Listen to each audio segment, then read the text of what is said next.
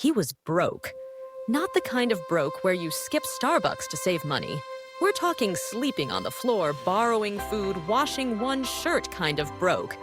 Yet somehow, this man would later be invited by US presidents. He would buy entire companies with no money of his own, and he would forever change the rules of business, using something others thought was impossible. But back then, no one saw it coming. It was 1975. America was in recession. Unemployment was rising. Inflation was eating everything. While others were tightening belts, this man was reading. He devoured books on finance, real estate, law, negotiation, even psychology. He didn't have cash, but he had something more dangerous. He had an idea. He realized if he could convince people to sell him businesses and let the business itself pay the cost, he could literally buy companies without ever writing a check. Crazy? Yes. Illegal? No. Risky? Extremely. But he tried anyway. His first deal. A small company on the edge of collapse. He offered the owner a simple deal. Let me take over your debts.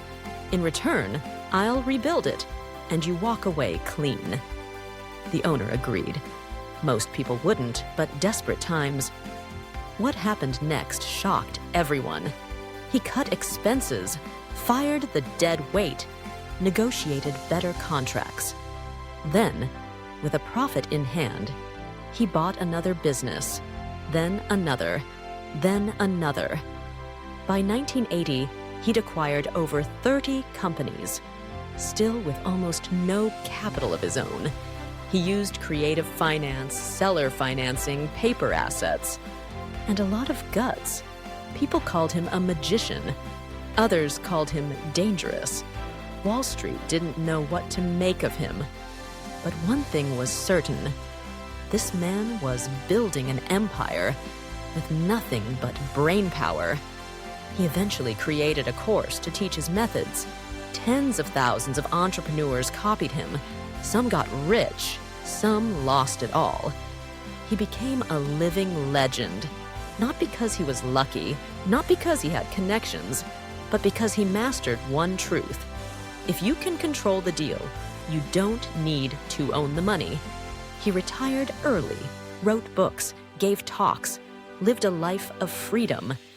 But very few ever guessed his name, because he preferred it that way. Until one day, his book, with a bold red cover, showed up in every bookstore. It was blunt, it was raw, and it opened with just one sentence. I was broke when I started.